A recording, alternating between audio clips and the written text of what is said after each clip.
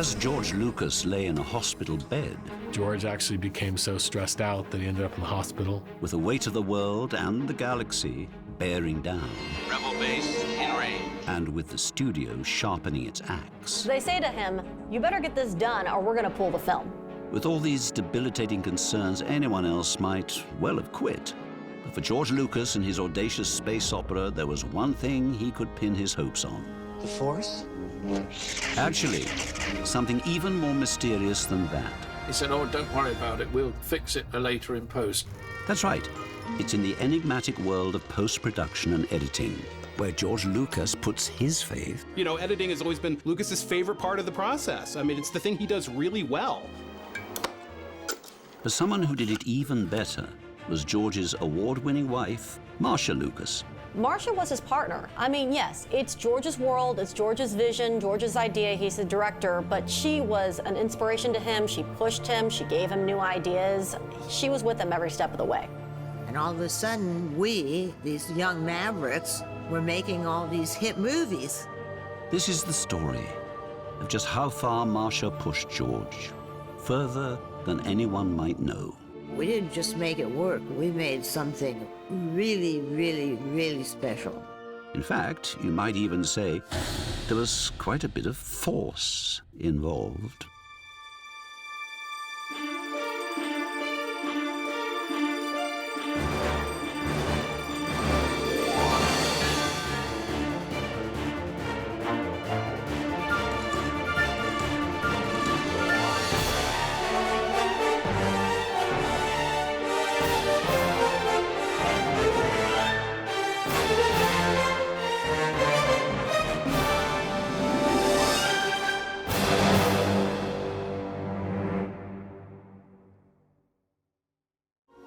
This is our most desperate hour.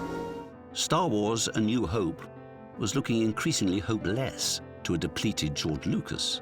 Fox was on his back all the time, and George was not happy about it. And the man who was meant to have his back seemed to have gone to the back of the line. How could I be so stupid? He's nowhere in sight. George felt that Gary had let him down. With a spiraling schedule, an overblown budget, and a borderline mutinous crew, it wasn't looking good for Gary. Gary Kurtz line-produced Star Wars. George felt he didn't handle the British crew as well as George would have liked. George wanted Gary Kurtz to be the go-between between him and the crew. The behemoth production that had promised so much looked like it could go the way of the Death Star. I always had a feeling like we were always on the verge of just blowing up. The whole thing just collapsing, going nowhere. But as George the artist lamented the potential collapse of his vision, George the businessman had to think about the bigger picture. Or in the words of his father, Control your own fate. and in this case, the bigger picture was more pictures. He was hoping to do more Star Wars films if Star Wars was a hit. That was his hope for it. But with hope dwindling behind the scenes, George would have to start hedging his bets. George is starting to think, I don't know if I'm going to get a sequel out of this if Star Wars flops or underperforms. My sequel can only be made if it's really, really, really cheap. So with Star Wars still in production, George put a backup plan into motion. They contracted science fiction writer Alan Dean Foster to do an original novel that could be used as the basis for a sequel if a sequel was going to be made, and that was Splinter of the Mind's Eye. It was designed as this was going to be the quick sequel, the cheap sequel to Star Wars. And just how cheap? It all takes place basically on this one fog-enshrouded planet. And the whole idea there was one location, full of fog. You didn't have to spend a lot of money on sets. Wouldn't have to spend much on those pricey visual effects either. There was even apparently a space battle in it, and George asked Alan Dean Foster to cut it out. But this was still only George's plan B. His plan A, the film he's desperately trying to finish, is still in need of dire help. Someone needed to pull a rabbit out of a hat, and thankfully for George Lucas, he had a magician on his side, and he was married to her. But before Marcia waves her magic wand, we need to go to the start of the fairy tale. Because once upon a time, in the 1950s, I was raised a latchkey kid with a single working mom. And I don't think she had any expectations for herself, and I don't think she had any great expectations for her children. unlike her daughter, who saw a way out and a way up working in film. And I worked my way up the ladder. I went from a film librarian to an apprentice film editor to an assistant film editor. I was making $55 a week. And then I found out that the editors were making about $400 a week. And I was blown away. If I could do it, I could be an editor and I would have financial security. But then the more I did, the more I loved it, and the more I wanted to do it, the more I didn't care if anybody paid me or not. I just was passionate about it. A passion that would soon lead to romance with an up-and-coming USC student who was showing a great deal of potential. And that's how I met George, because he was one of the film students. I thought he was really cute, but he was so quiet. Matter of fact, I told him he was cold fish, and he eventually told me that I was full of beans. So we opposites kind of attracted there. The secret ingredient in this unlikely fish and beans recipe was to be a shared love of film. I do love editing. I love making it work. But when George Lucas couldn't make his first studio film, American Graffiti, work... So the studio sees American Graffiti, and they hate it, and they're like, we're not going to release this film. Marcia's love for editing more than made the cut, so to speak. When I cut, it has to work. So I said to George, we're reading the script. It's not working in the structure of the movie. You need to combine some scenes so that a scene has a beginning, a middle, and an end. He said, no, I wrote it this way. I want to cut it this way. But Marcia had a plan. I said, let me restructure the movie. I can do it in one day. Sit down and look at it. And so he said, all right, already. And I did it, and we sat down and we ran the film. I just saw a vision. I saw a goddess. And the film worked. I think that's why Martin Scorsese asked me if I would edit his movie. But this wasn't Martin Scorsese as we know him today. This was his first studio film. Called Alice Doesn't Live Here Anymore. Alice doesn't live here anymore. And as far as Marcia was concerned, household names like Francis Ford Coppola and Steven Spielberg were all just part of the gang. And that was our friends. That was our social group. Well, we were just all mavericks in a way. Talent is talent, and talent just has a way of coming through. With an Oscar nomination for American Graffiti and Martin Scorsese's film winning an Oscar, Thank you. Marcia Lucas was emerging as perhaps the most talented editor of them all. She was known as the person you wanted to bring in. Her eye was considered terrific. Like, she could look at a movie and tell you how to make it better. I just always innately kind of understood or felt when something worked. Which brings us back to George. Because Star Wars as a movie wasn't working, and from the perspective of 20th Century Fox, the visual effect team needed to finish the film. Well, they weren't working either. But to be fair, it might just have been bad optics. Well, there's plenty of bad optics. You got to remember, we were building a prototype, and the people who were there lived there. The studio always came during the day, but the majority of people worked at night. It was not what you'd consider a conventional working environment, and from their point of view, that was bad. And as a result, George was anxious. When he came out of the hospital, he was like, this has to get under control. Emerging from the hospital, George and the team made the final push to finish the movie. And with Marcia by his side, in a strictly unprofessional capacity, I was not going to edit Star Wars. We're going to be on location, and George liked me to come out to the studio and drive him home every night. It was becoming more and more obvious that when it came to George's problems, well, they'd have to fix them in post. George was working with an English editor who was doing rough cuts of the scenes that were completely shot. The approach he was taking was that this was a slapstick comedy. Aren't you a little short for a stormtrooper? Huh? He wasn't treating it like it was real, like the characters were real, and the feelings were real, and the emotions were real, and it was always kind of using the broadest performance instead of the softest, most real performance. And I was not very happy. And so, when principal photography wrapped in London on July the 16th, 1976, 20 days over schedule, the British editors stayed in Britain, and Marcia's time hanging around on set abruptly ended. I started recutting from scratch. We're in big trouble. Not if I can help it. With the daunting task of completely recutting her husband's movie.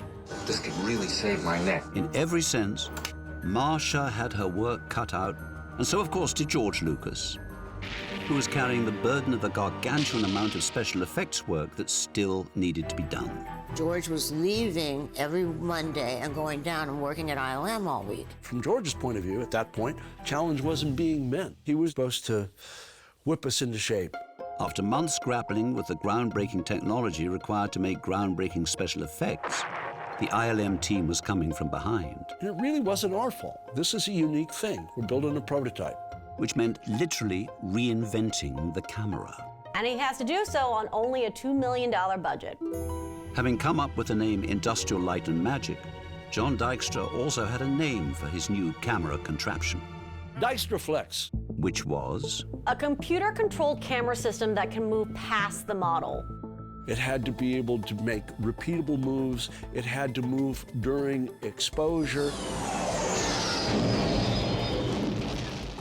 It had to be done with miniatures that were small because the space we were able to afford was small, but it was all, in my mind, feasible. But in the mind of the studio 20th Century Fox, not nearly feasible enough. They were very hard on George in terms of budget and so forth. Not just hard. The studio wanted to make a hard cut, one that threatened to take the very war out of Star Wars. Stand by alert. Death Star approaching. And they wanted to cut the end battle. So, no trench run, no dogfight, and certainly no woohoo. They go and they rescue the princess. Good luck. Instead, save the girl, save the day, and save Fox a lot of money. That's it. The movie's over. Can you imagine if Star Wars ended with the rescue of the princess and there's no attack on the Death Star? It's very unlikely then that audiences would have left the theater, got right back in line to see it again, or told their friends that they have to see this film. Luckily, for filmgoers everywhere. George was determined to have this end battle in the film. So, in this crucial battle over the battle, George planned a bold move to save his story. He wanted to get it in the pipeline early so that they couldn't eliminate it. Very clever, you might say. But that put Marcia, who was frantically untangling the edit, on the front line. Man your ships, and may the Force be with you. George came to me and said, by the way, ILM needs the final cut of the trench run. So would you please edit the end battle for me? I said, if we're going to make this deadline, I'm swamped in the end battle, we need another editor. Can we bring in another editor, please? Oh, how about Paul Hirsch? He's another editor. So Paul came in. There's also a local editor, Richard Shue, had come in. At that point, Marcia was assembling the end battle. I have you now. It was a monumental task, so I was brought in to help with what Richard was doing, which was to recut the original editor's cut. And Richard was cutting from dailies on Reel 1, so he started at the beginning. I said, I'd like to see the cut. He said, we don't have time, just grab the next reel and get going. Marcia thinks you should start on this scene, which is the robot auction. It's R2 unit has a bad motivator, look! Hey, what are you trying to push on us? Sitting down with none other than George Lucas, they watched the disastrous cut of the scene. And I was a little uneasy. I said, I don't know, George, it looks pretty good to me. And he said, I thought so too, but Marcia thinks it can be better. I got into it and I started working on it, and sure enough, she was right. What about that one? What about that blue one? We'll take that one. But not every scene, well, sucked. The bit where R2-D2 gets sucked up, they dropped it down and reversed the film. I just loved that. However, moving forward, Marcia faced an entire top-to-bottom recut, which was daunting enough, but it was the powerful pull of the immovable deadline that really had them scrambling. We have no time for SARS, Commander. So the movie is scheduled for Memorial Day weekend, and that date is set in stone, so the film has to be finished before then. Well, with less than 6 months to go, back at ILM, the pressure was intense.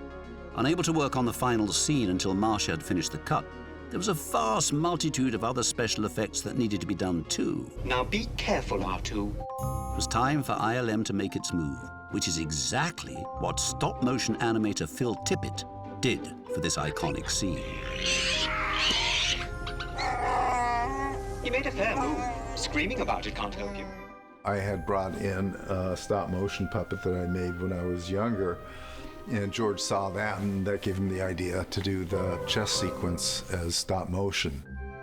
Previously, what he was going to do is just use people in masks, shot against black, and then composite them into the chessboard. But when we went in and over 3 days, lit it and shot it, it exceeded all of our expectations, you know. It was totally the right move. Let the Wookiee win. You know, I was working for a filmmaker we all respected. He was making a science fiction movie with monsters in it, and that's what we had always wanted to do since we were 5 years old. And now we were, you know, living the dream. A dream that was far from over for Phil Tippett, because as Paul and Richard were hard at work recutting the movie, George began to have, shall we say, monstrous ideas. George wanted to embellish the cantina scene. Hey, we don't serve their kind here. What? The droids, they left the wait outside. This footage from Elstree Studios was all George had seen of the famous cantina scene. George just didn't feel it had enough oomph at that point. Didn't look like the weird aliens that they wanted. Out of time and out of money, George would need to use his head, or somebody else's.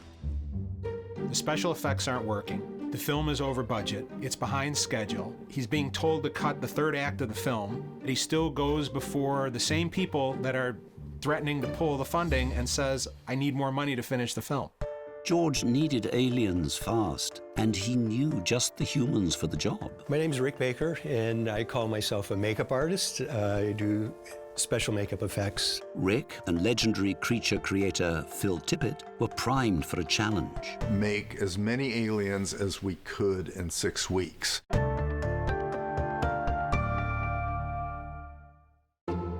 Star Wars was finished. They shot the film in England, so they called me in. We found a little workshop we could work in, and we started making these aliens. We had very little money. I said, you know, George, we can't make that much stuff in the time frame that we have, but I have a lot of masks that I'll just let you use. One of them was this devil guy, a werewolf guy, this bat demon thing.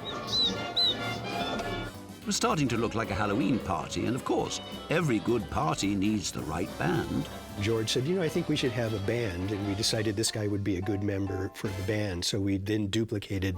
A cheap way to get a band full of aliens, and that sounded good to Gary Kurtz, who was now quite concerned with any kind of overage. Because he was the money guy, basically, or the lack of money guy.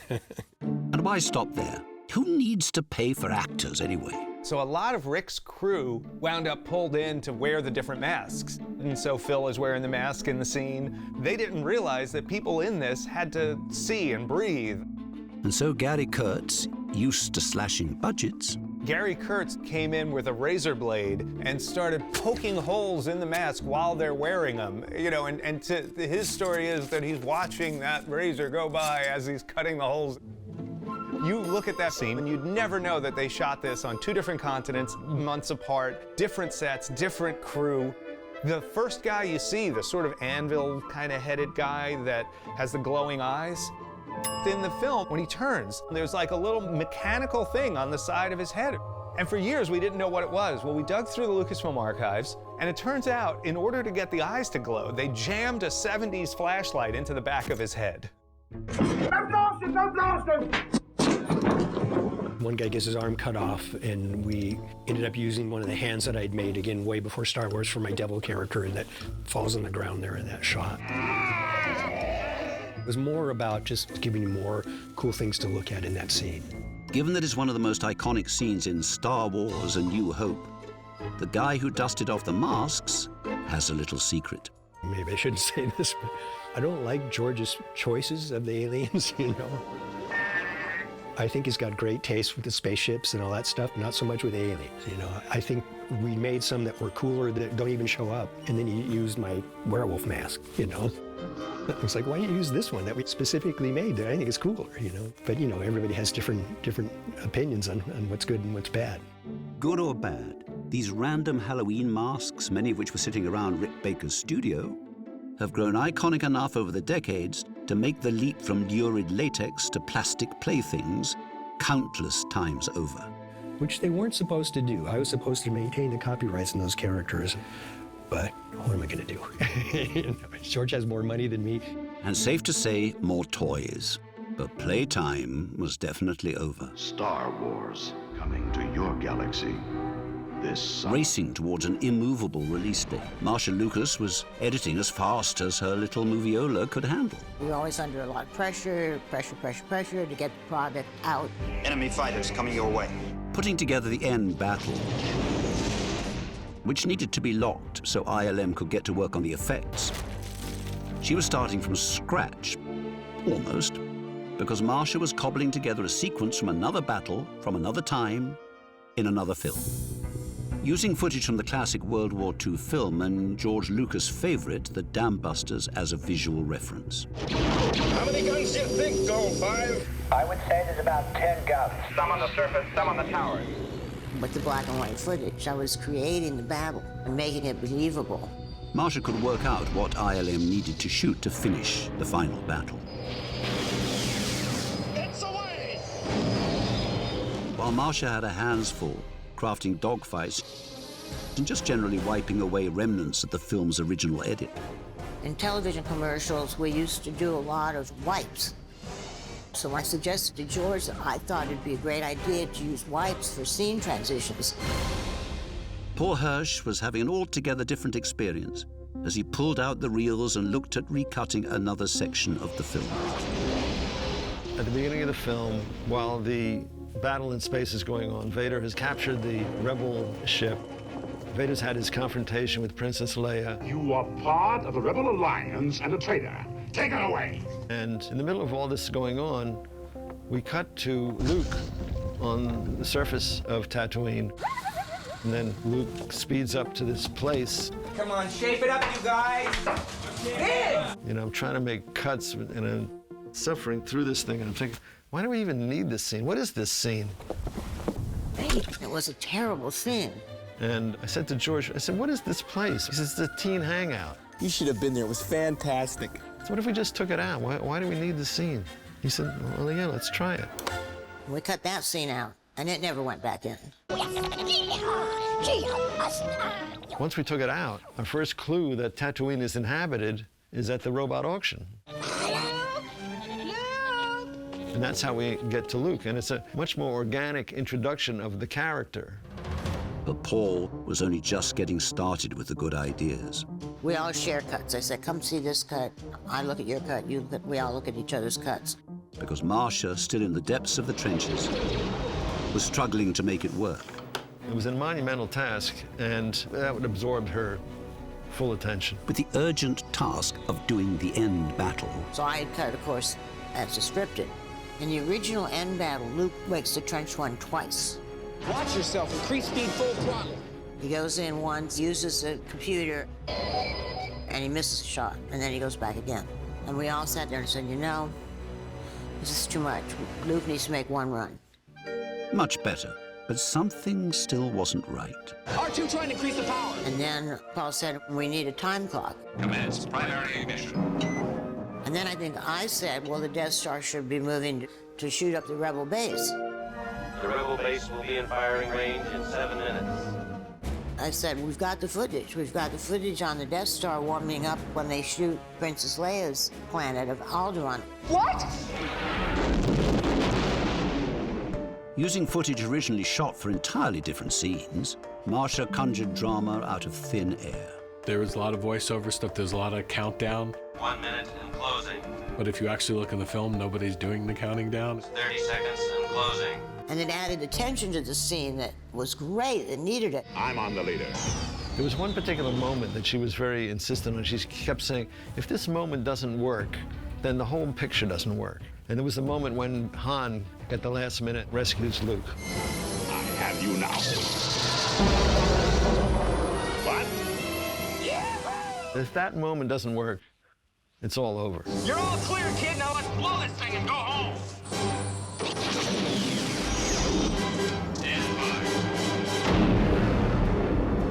Marcia had in effect saved the universe. Great shot, kid. That was 1 in a million. And hopefully, the ending of Star Wars. The question now was, could George Lucas and John Dykstra get the effects done in time without destroying each other? With the edit for the end battle finally together, the pressure was increasingly falling upon ILM to come through on their end of the bargain. But George was losing faith. Because we hadn't provided enough product for him to see, that translated into stress for George. Which in turn translated into tension between director and visual effects supervisor. George and my managerial style weren't compatible. He wanted to be able to crack the whip when he needed to crack it, and he didn't have the whip because I ran that shop. People answered to me. And I was frustrating to him because he didn't understand how the machine worked. But at this point, George Lucas couldn't be sure This had better work. if the film even worked. That isn't very reassuring. To find out, in February of 1977, mere months before the release of Star Wars in late May, Lucas was ready to audition his still unfinished opus in front of trusted friends who just happened to be the luminaries of American cinema. We had a screening room in the back of our house, and we watched it in the house to see how things were playing out and how they were working. Hollywood's most esteemed directors were ready to pass judgment. Spielberg was there. Spielberg loved it, and he thought it was going to go great. As was Brian De Palma. I remember Brian De Palma coming out and saying in his loud, bulky voice, "George, you got to get rid of that Force thing. That doesn't work at all. What is that?" The Force is what gives the Jedi his power. De Palma's skepticism seems straight from the dark side. I find your lack of faith disturbing. Brian De Palma told them it was an embarrassment, that it would be a career killer for him. "George, you got to get rid of that Force. What were you thinking?" You know, kind of thing. Don't underestimate the Force. And I went home and I said, "George, he does not know what he's talking about. You can't get rid of the Force." The Force will be with you, always. So that settled then. With Marcia's work basically done, We had locked the work print, and special effects were starting to come in. she went about finding her next gig. You expect me to leave after the way you talked to me just now? Marty called me and asked me if I'd come down and help him out on this film. New York, New York. However, while Marcia was cutting up the Big Apple, the nagging voice of Brian De Palma "You gotta get rid of that Force." ate away at George, and he took a lightsaber to the cut. George started removing many of the "May the Force be with you." Then the next time I saw another screening, they cut the Force out in a couple places. Hey, Luke. And he removed one of the most critical ones. May the Force be with you. The Han Solo character saying that to the kid meant, you know, there was more to him than met the eye. This was the moment Marcia became arguably the first person in the universe to use the Force. And she puts it back in. "May the Force be with you." And before you question Brian De Palma was really giving him a hard time about it. And Steven Spielberg's judgment, I love the movie. I was probably one of the only people in the audience that liked the movie. oh, all right, Mr. Spielberg. In any case, this was an early cut with very little in the way of completed effects. Would it help if you told him it was my fault? Sure. So these guys are like watching this film and there's no real sci-fi special effects. And there's like interwoven World War II black and white footage. It's a bit of a mess. The screening had backfired. And now, with that cheap and foggy Plan B sequel looking increasingly inevitable, George Lucas faced a final push to the finish line, not entirely certain that the movie he was making made any sense at all. But he would finish the movie nonetheless. We're in position. I'm going to cut across the axis and try and draw their fire. I think we were just about to get into the trench scene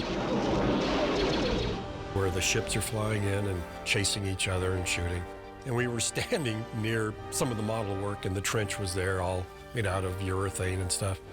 And there in front of the urethane trenches, the mild-mannered cold fish, as some called him, came alive.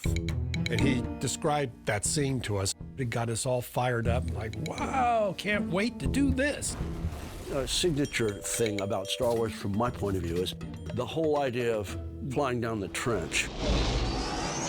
The sizzle was how we were going to do this climactic battle sequence. The key to the illusion lay in a trick of human perception John had picked up from his life in the fast lane. Which is that the closer you get to things, the faster it feels that you're traveling. That gave John an idea. Well, let's fly the X-Wings through a canyon to get that sense of speed. And this is where the Dykstra Flex really Dykstra flexed its muscles. The trench was about 2 feet wide, about 2 feet deep, and probably 60 feet long. Literally in the trenches, the ILM team could now shoot the scenes needed to replace the black and white World War II footage. We took the camera, which was mounted on an arm. The camera could, come down into the trench. The camera was very small, which allowed it to go into our miniature trench. But in order to convincingly make the descent into the trench from up high, the shot would have to be pulled off with a clever combination of matte painting and models. You're far away from the surface, and that's where you use the painting. Which lasts up until this conveniently placed laser flash. And it transitions to a medium-sized model, and then transitions to the full-size trench model.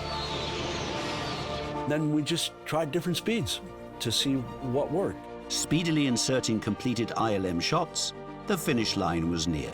Once we got to a certain point, there was no question of making further picture changes, except at great cost. And so, with a movie over schedule and over budget, George came in one day and he said, "We have to show that Vader got away."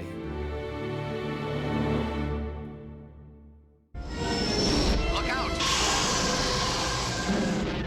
The last picture change we made was a suggestion of George's. He came in one day and he said, "We have to show that Vader got away."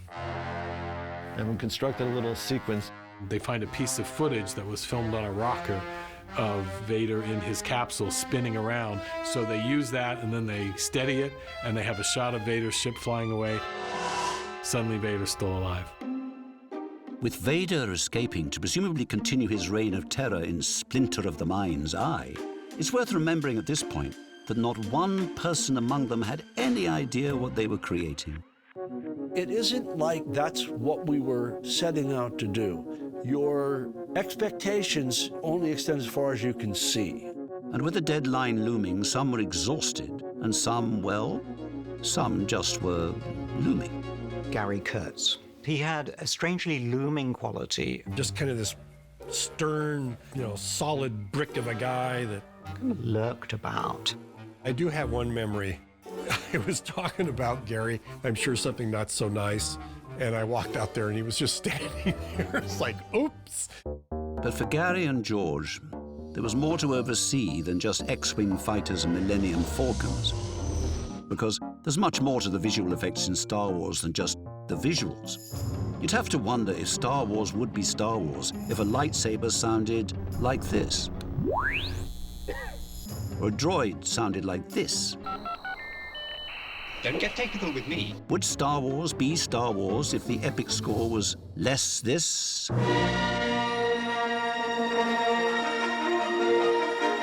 And more this?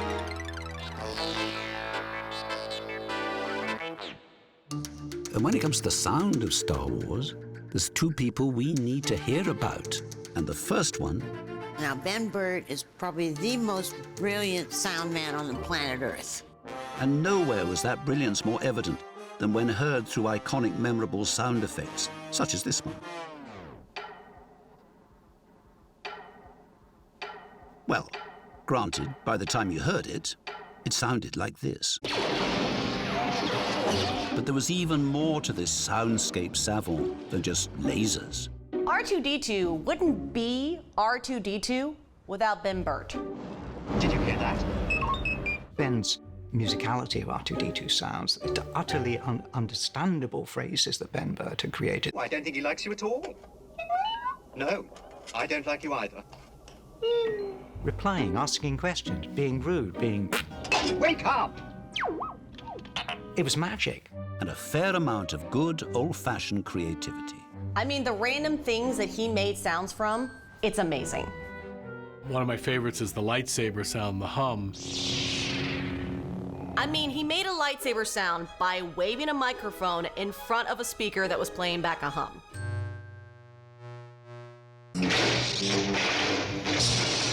And then there's the TIE fighters. It's elephants layered with the sounds of cars driving on wet pavements. But the animal sounds don't end there. Chewbacca. First, he recorded a bear. And then he sprinkled in other random animal sounds like walruses. Well, you said it, Chewie. For his music, too, George Lucas wanted to recombine the familiar. Lucas's original idea was to score the film using arrangements from Holt's The Planets. The classical repertoire had proven fertile ground for one of George Lucas's favorite films. But an introduction opened another door.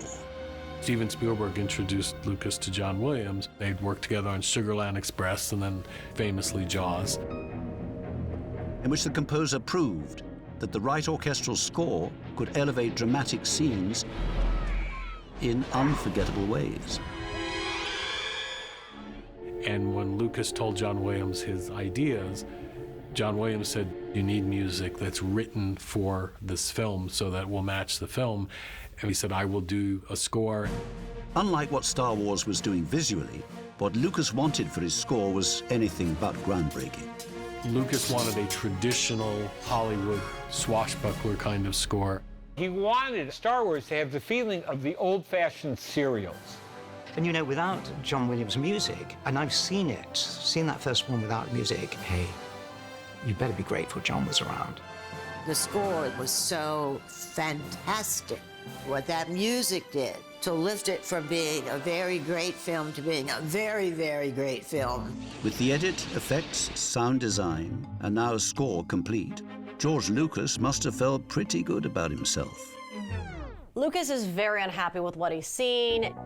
He feels like Dicer let him down on all fronts. I'm done for. And to prove himself right, George Lucas arranged another screening 30 days before Star Wars would premiere nationally. And they very carefully recruited a bunch of 17 to 25-year-olds. And they started off with a Chuck Jones Duck Dodgers cartoon. The crawl goes up and it starts. Finally, Star Wars came to life. And this iconic text... The crawl wasn't right. It made no sense whatsoever. It was a terribly confusing start. George had written it. It was too vague and unhelpful. But don't worry. It didn't take too long to turn things around. Oh my, I'd forgotten how much I hate space travel. When they escaped from Mos Eisley and went into hyperspace, the whole audience stood up cheering. It was like the ninth inning of a seventh game of a World Series and somebody hit a home run. We cut to Han going, wahoo! Yeah! Again, same thing. The whole audience erupted, cheering. And When I saw the special effects, I was blown away from my black and white footage. It was really exciting to go in and see your work, which we've been looking at on a fairly large screen, but not as big as that. Look at the size of that thing. It all came together, and it just made this beautiful film, this amazing film. The Force will be with you, always.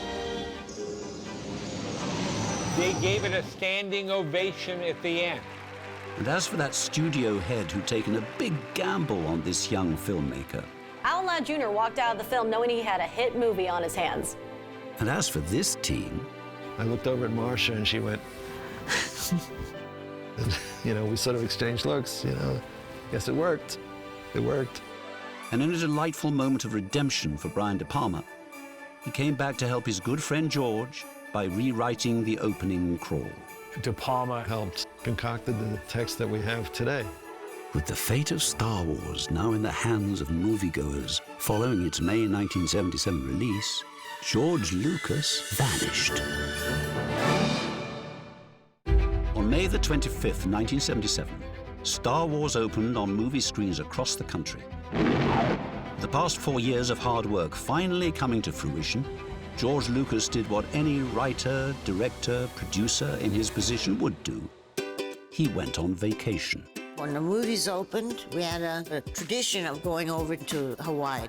If you read the critics and they hate your movie, you feel bad. So we left. And then people came over and said, you won't believe what's going on with your movie. What was going on was a lot of, well, waiting. People are lined up around the block, all over the country. Star Wars was a hit. We did it! A hit on its way to becoming a phenomenon. It then continued to go wide through the summer. Cinema goers couldn't get enough. People were seeing it in the theater 3 to 4 times, and that's crazy repeat business. And then I thought, wow, we didn't just make it work, we made something really, really, really special. Not only was it special, but it was also just what America needed. Vietnam had just ended a few years earlier, and the country was kind of in a malaise about that. And this optimistic, old-style Hollywood picture comes along. It was a thrill every few minutes, and I think people just were so thirsty for something uplifting. The first time I saw the original Star Wars, when that ship came overhead, I ducked. This ambitious, costly space opera New Hope's budget ends up being about $11 million. proved that Lucas was lucrative. Star Wars grossed $700 million. If you adjust for inflation, that's $1.6 billion at the box office. Nobody on that set thought it was any good. Straight to video. Now you would say that, straight to video. We were all wrong. Star Wars nearly swept the Oscars, Star Wars.